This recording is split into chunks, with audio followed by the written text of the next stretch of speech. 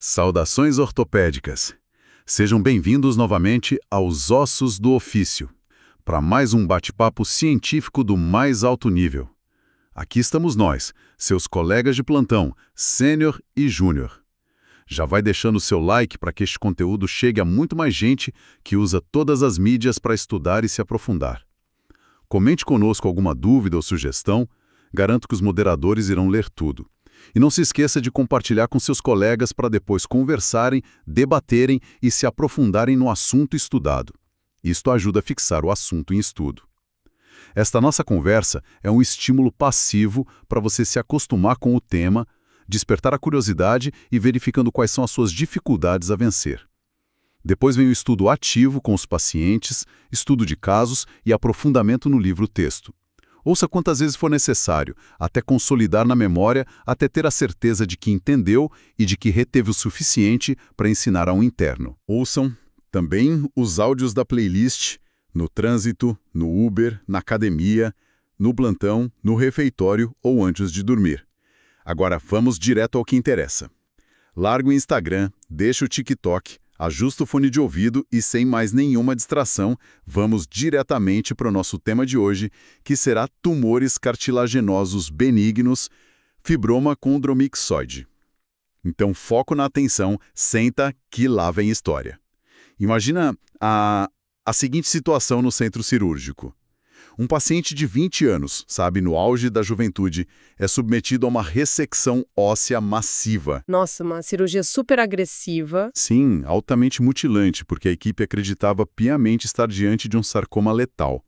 E aí, semanas depois, o laudo anatomopatológico definitivo retorna e, revela que o tumor era, na verdade, completamente benigno. É um desastre absoluto, né? Exato. Durante décadas, essa lesão óssea, que é extremamente rara e traiçoeira, tem induzido cirurgiões super experientes a cometerem exatamente esse tipo de erro catastrófico.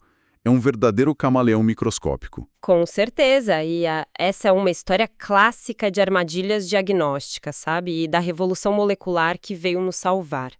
Para quem atua na ortopedia oncológica, especialmente para o residente que está aí suando a camisa para a prova do TOT, o fibroma condromixoide, ou o famoso FCM, exige um nível de suspeição altíssimo. Tem que estar com o radar ligado o tempo todo. Isso. E só para contextualizar, o grau de raridade, a gente está lidando com uma neoplasia que representa menos de 0,5% de todos os tumores ósseos primários. É muito raro. É quase uma agulha num palheiro biomecânico. E a primeira grande pista clínica que a gente tem para conseguir isolar essa lesão é, sem dúvida, a demografia e a topografia. O paciente típico que chega ali no seu ambulatório, ele está na segunda ou terceira década de vida. Um adulto jovem. Exato, um adulto jovem, e tem um leve predomínio no sexo masculino, numa proporção ali de 1,5 a 2 para 1. E a anamnese, ela raramente traz um quadro muito florido. O paciente geralmente relata uma dor insidiosa. Aquela dor chata que passa. Justamente. Muitas vezes de longa data, 6 meses a 1 ano de evolução, acompanhada ali de um leve aumento de volume local.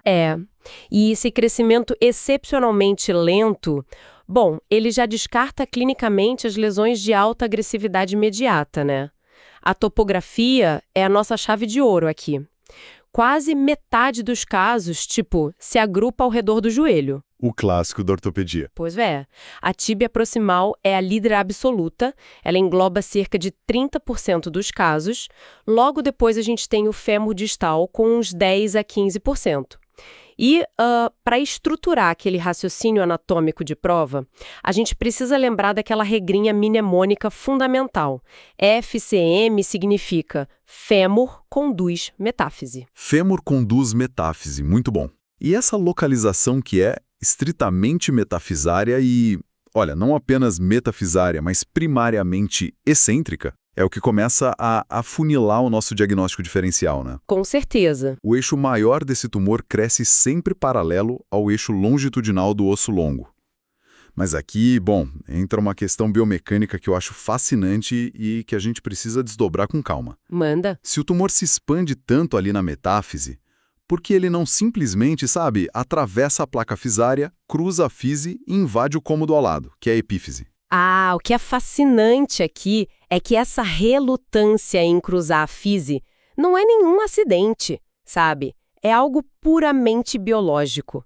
A placa fisária, ela atua como um escudo mesmo, uma barreira natural extremamente densa e que é riquíssima em inibidores de angiogênese. Ah, faz todo sentido. Sem vaso, sem crescimento. Exatamente. Um tumor benigno como o FCM, que não possui aquele maquinário destrutivo agressivo de um sarcoma de alto grau, ele simplesmente respeita essa barreira arquitetônica.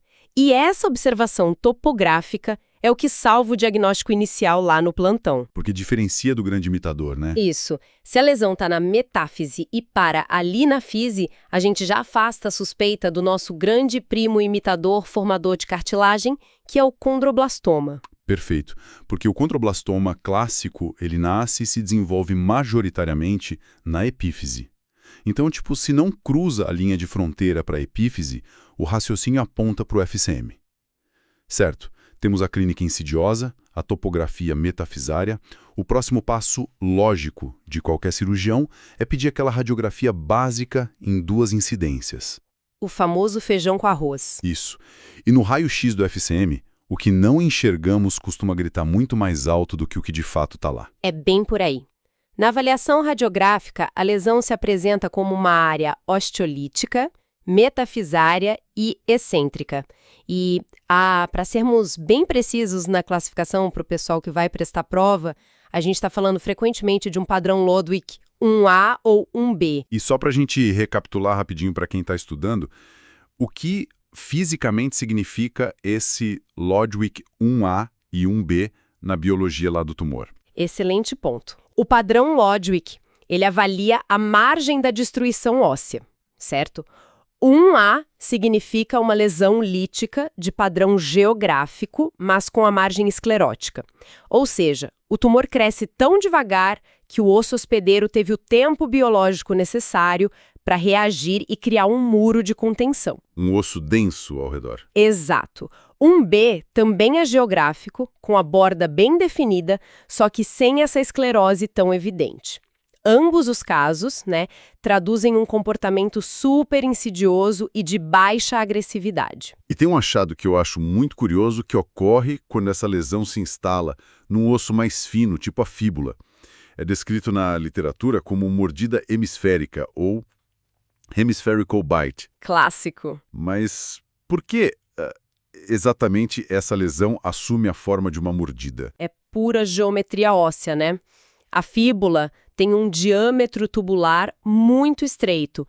Quando um tumor excêntrico cresce ali, ele rapidamente atinge o periósteo de um lado. Esse crescimento expansivo consome e afina a cortical lateral ao posterior de um jeito que, quando a gente olha no plano bidimensional do raio-x, parece que uma colher de sorvete perfeita tirou um pedaço côncavo do osso. Dá para visualizar perfeitamente, mas aqui vem a grande pegadinha conceitual.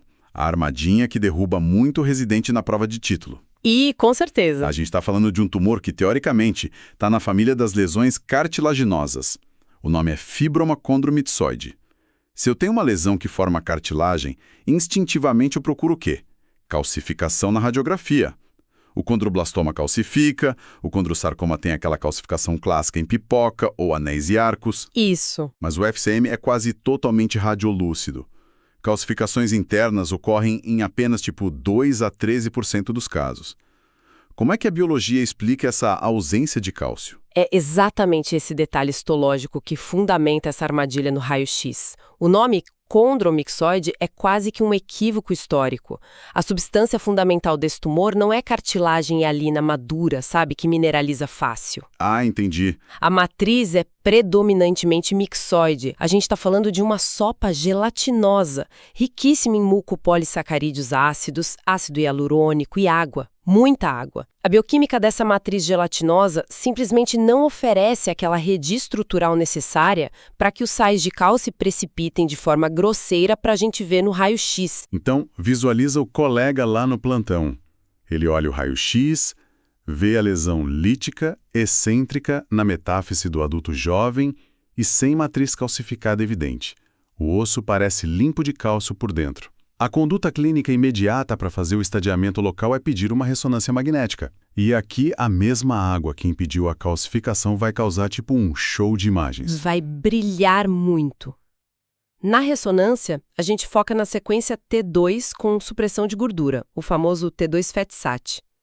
Devido a essa riqueza absurda de mucopolissacarídeos e água, a lesão não apenas brilha, ela é exacerbadamente hiperintensa. Salta aos olhos, né? Demais.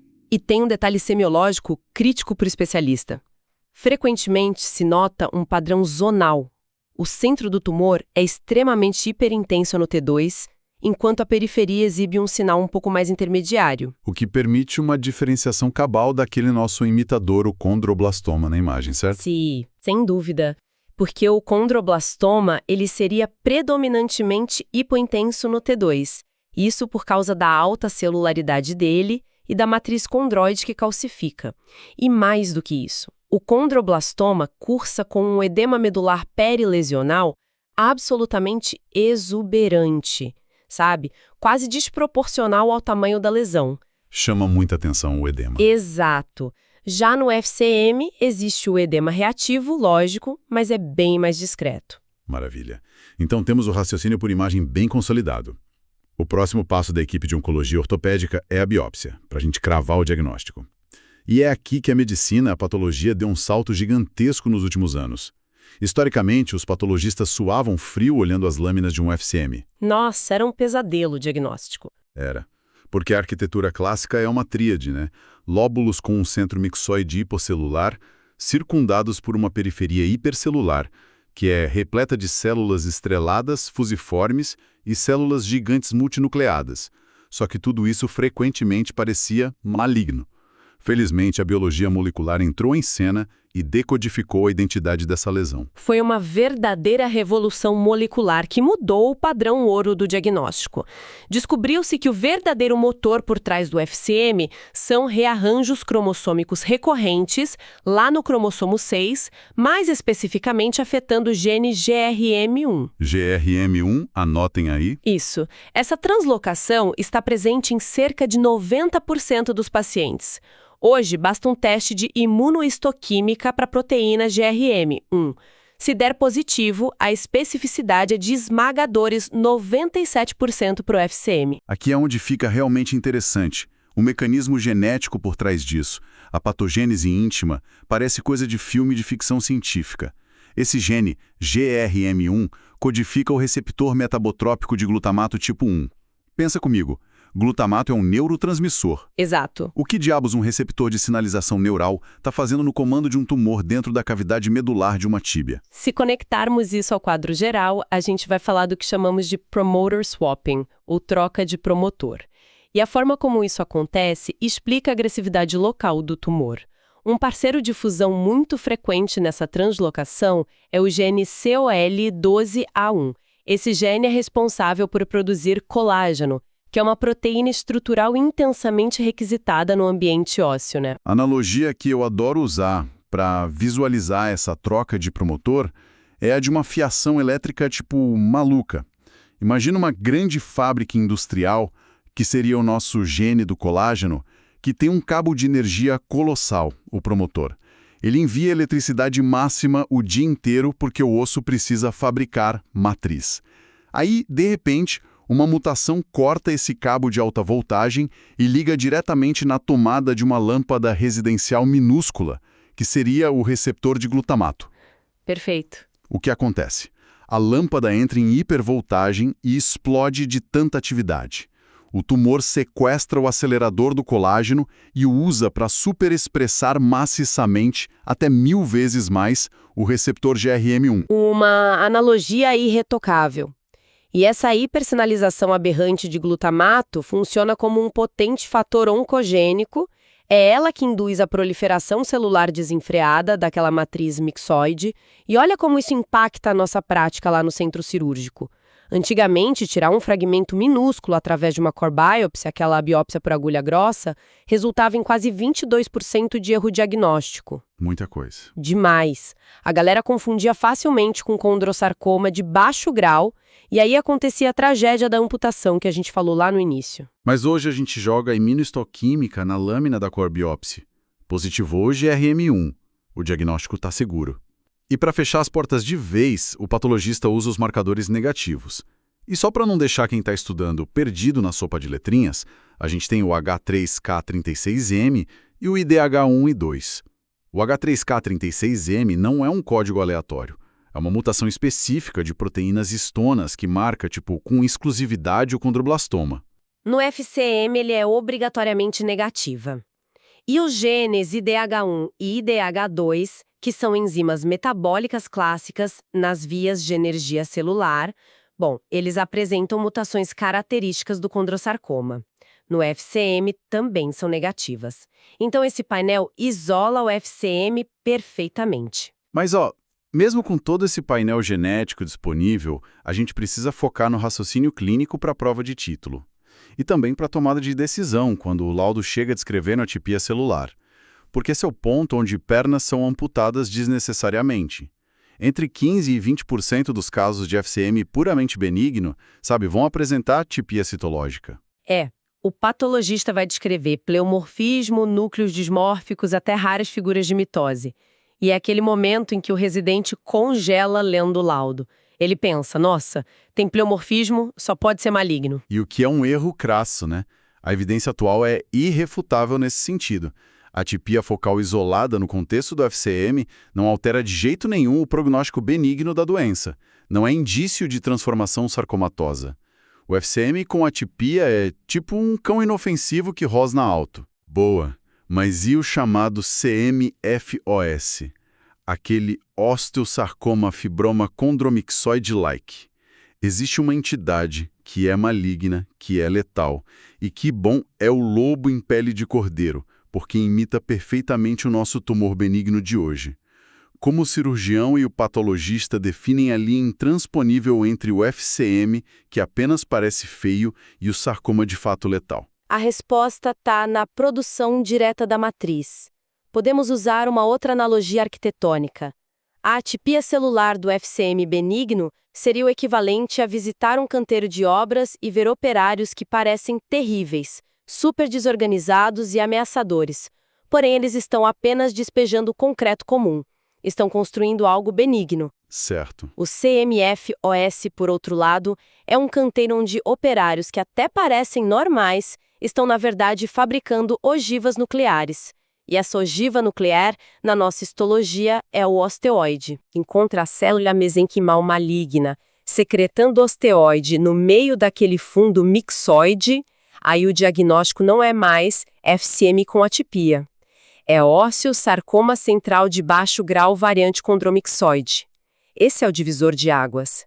Jamais se submete o paciente à quimioterapia neoadjuvante ou à cirurgia radical, baseando-se apenas em núcleos feios.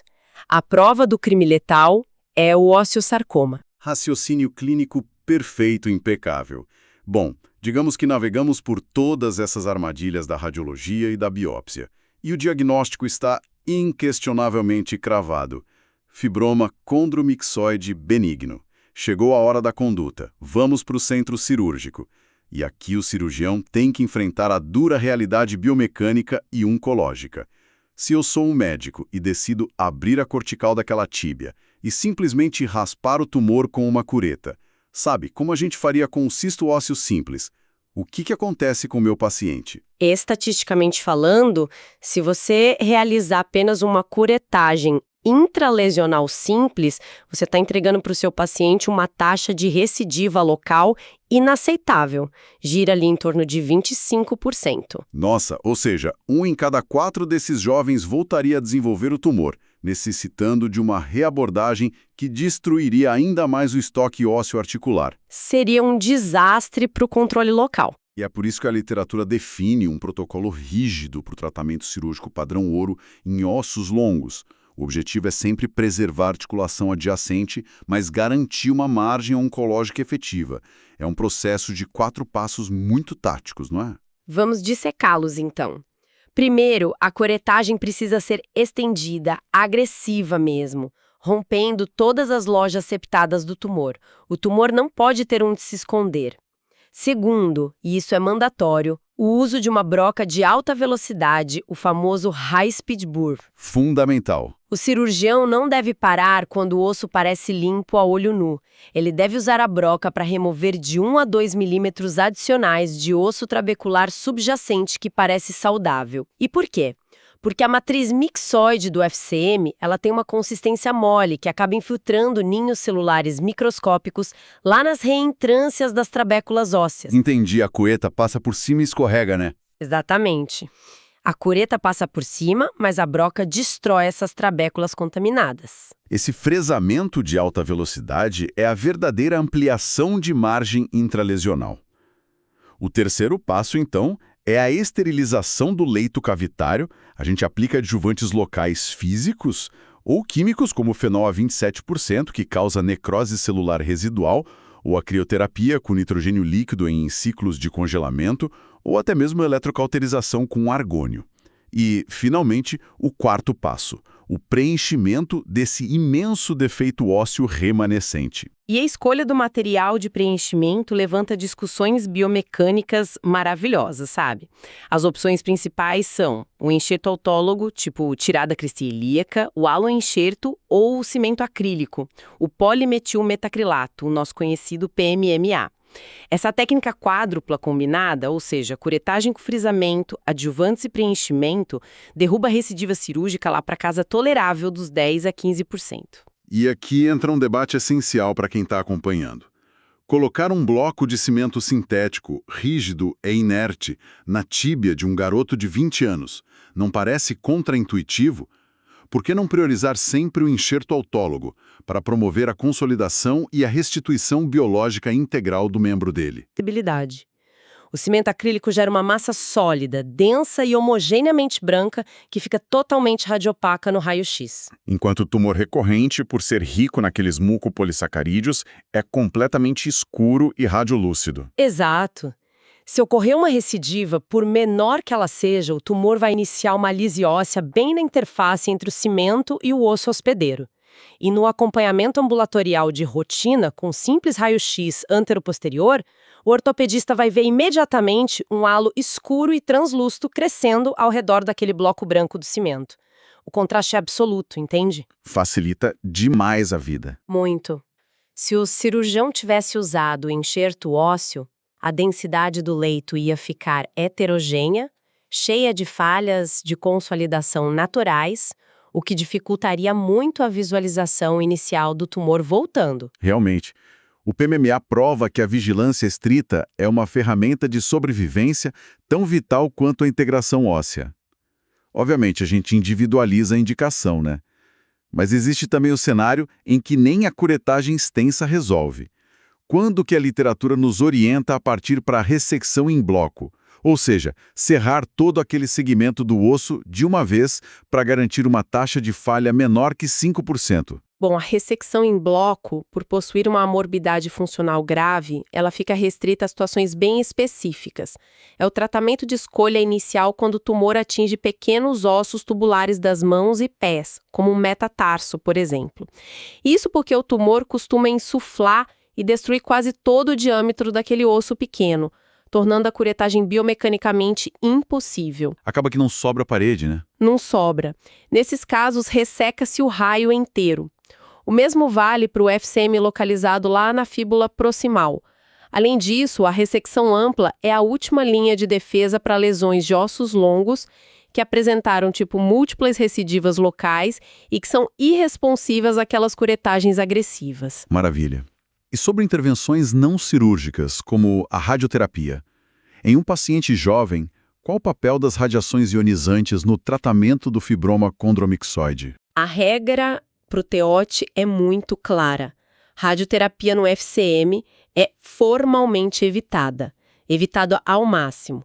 Os estudos são categóricos ao demonstrar um risco significativo e documentado de indução de transformação sarcomatosa. É o temido sarcoma pós-radioterapia. Aplicar irradiação curativa numa perna de um paciente de 20 anos por uma lesão benigna é um equívoco de conduta gravíssimo. Tem exceção? Olha, a radioterapia só entra no arsenal se a lesão se situar numa zona cirurgicamente inabordável com margens de segurança, como a determinadas localizações lá na base do crânio ou na transição cérvico-torácica da coluna vertebral, e só. Perfeito. E aqui a gente fecha o ciclo de estadiamento e terapêutica. Vamos então ao nosso take-home message, aquele compilado cirúrgico com os 15 pontos cruciais que todo residente precisa consolidar antes de encarar a prova do TEOT. Quer puxar os primeiros? Claro. Vamos lá, ponto 1. Lembre-se que é uma lesão benigna, raríssima, menos de 0,5% dos tumores. Ponto 2. A incidência principal rola ali na segunda e terceira década de vida. E ponto 3. Tem uma leve predominância no sexo masculino. Isso aí. Ponto 4. A clínica é aquela dor insidiosa com um longo período de evolução. Ponto 5. A topografia mais comum é na região do joelho com a tíbia proximal em primeiro lugar, seguido do fêmur distal. Ponto 6. A localização clássica é intramedular, metafisária e estritamente excêntrica. E ponto 7, muito importante, ele não cruza a fise, o que é um divisor de águas para não confundir com o condroblastoma. Excelente. Ponto 8. A radiologia é típica com o padrão lícito de Lodwig 1A ou 1B e aquele sinal clássico da mordida hemisférica na fíbula. Ponto 9. Quase total ausência de mineralização radiográfica, ou seja, o osso não calcifica por conta da matriz mixoide. E ponto 10. Na ressonância magnética, vocês vão ver uma hiperintensidade exuberante em T2-FET7 com padrão zonal e um edema perilesional bem discreto se comparado ao do condroblastoma. Perfeito. Ponto 11. O pulo do gato da biologia. A base molecular é a translocação do gene GRM1 através daquele promoter swapping, muitas vezes com o gene COL12A1. Ponto 12. A imunistoquímica é o nosso padrão ouro de precisão. Ela dá positiva para GRM1, mas prestem atenção, os marcadores H3K36M e IDH1 e 2 são estritamente negativos. Corre em 20% dos casos e não indica malignidade. A diferença crítica para o letal CMFOS é a secreção direta de osteoide pelas células tumorais malignas. Ponto 14. O tratamento ouro em ossos longos é a curetagem estendida com o uso mandatório da broca de alta velocidade, além dos adjuvantes físicos ou químicos, e a cimentação preventiva com PMMA para servir como o nosso sistema de vigilância. E fechando o caixão, o ponto 15. A radioterapia rigidamente contraindicada para evitar a transformação sarcomatosa radioinduzida.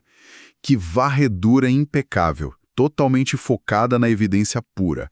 Mas antes da gente se despedir, eu quero deixar uma reflexão final focada no futuro da oncologia ortopédica. Manda. Como a gente discutiu ali nos pontos 11 e 12, hoje nós sabemos exatamente como o motor dessa doença funciona, né? É uma supersinalização celular lá no receptor metabotrópico de glutamato. Já que a gente domina a patogênese dessa forma tão formidável, o próximo passo lógico para aqueles pacientes com tumores em locais inoperáveis, tipo na coluna vertebral, não seria a farmacologia em vez da faca? Com certeza, faz todo sentido. Pois é. No horizonte da oncologia, é muito concebível que possamos simplesmente prescrever uma pílula com antagonistas de receptores de glutamato para desligar o tumor, sem precisar ressecar o osso de forma agressiva. A revolução molecular ainda vai redesenhar salas de cirurgia, eu não tenho dúvidas. Eu assino embaixo. É a transição daquela técnica destrutiva, puramente anatômica, para o silenciamento gênico e bioquímico. É por isso que a gente estuda e questiona as condutas todos os dias. O papo tá bom, mas, bem, por enquanto é só pessoal. Hasta la vista, we will be back. Bye bye.